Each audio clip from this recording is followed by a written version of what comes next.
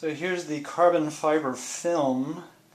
The kit I got, it's plenty long, but it's 19 inches wide, and the panels are each about 7.5 inches wide at their widest point. So I'm going to split it down the middle. You have to surround all the edges with masking tape, which I've done. Now I'm going to slice up the middle of the one piece of masking tape, so I'll have two different panels. It's obviously going to be tight getting them fitted on.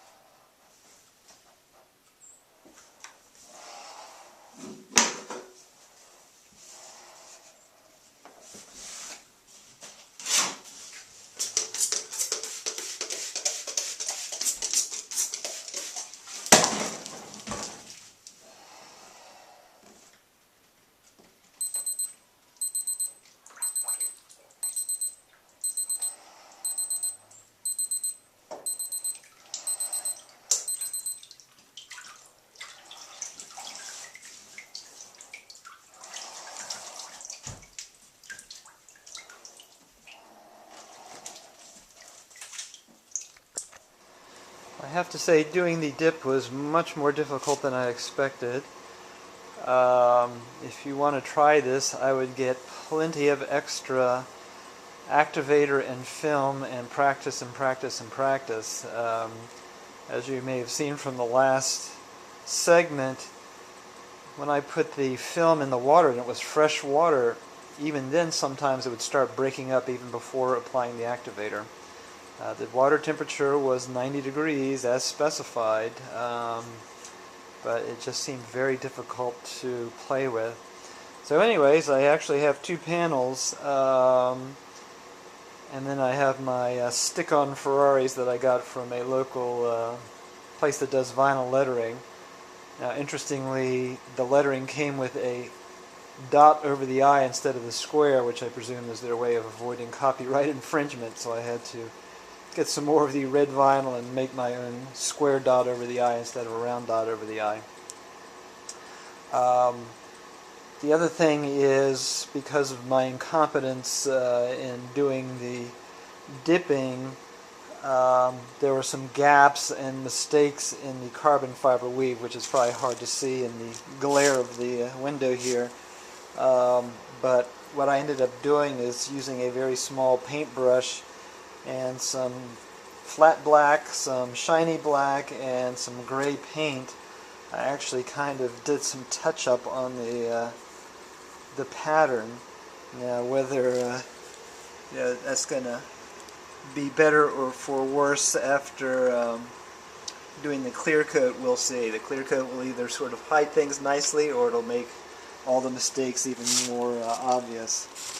So they're just sitting here, and I'm getting ready to clear coat, which I'll do with my respirator on. So and we'll see what happens. Okay, I put about 3 or 4 coats of glossy clear coat on, and they are in the drying stage now. Believe it or not, the clear coat did seem to kind of even out some of the imperfections. So they certainly don't bear super close-up scrutiny, but from a distance they don't look half bad. I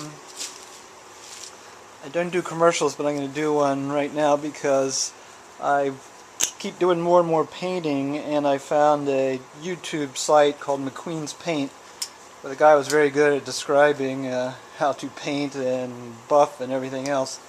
And he went through different spray guns. I had been using a spray gun from Lowe's, which cost like $50. That was and he basically said, don't get a big box store spray gun. But he did recommend one that was relatively cheap. That's what I used for my clear coat this time. It's made by Sharp, S-H-A-R-P-E, although the handle actually says Finex Sharp by Graco. And the model number is a FX3000. Got it off eBay brand new for like 123 bucks. And man, it is so much better than the other gun I was using. Now, he goes on to say there's $600 guns and they're worth the money. And they probably are, because this is a hell of a lot better than the one that I had been using. But if you need a relatively cheap gun, this one is, I'm very satisfied with it. So the million-dollar question is, how did it turn out? And the answer is pretty decent.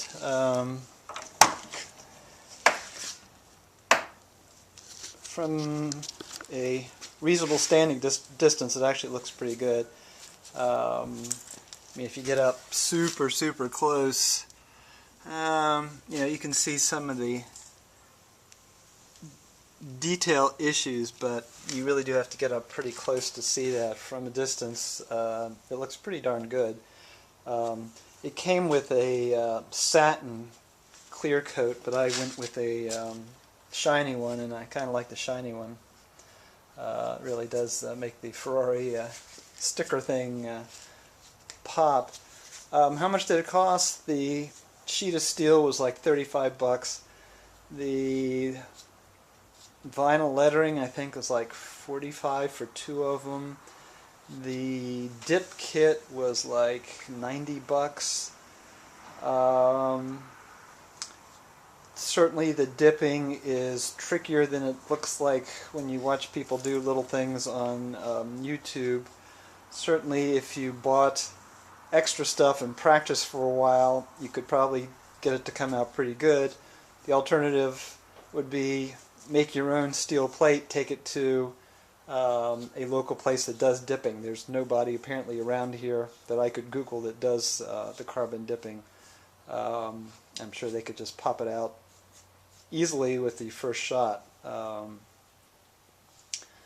So tricky. The carbon dipping was the hardest part. The painting and everything, if you've got a spray gun, piece of cake. And the steel work was really not that difficult either. It's really getting that carbon dip to come out right. But on the whole, looks pretty good, and certainly better than the beat up sill plates I had before.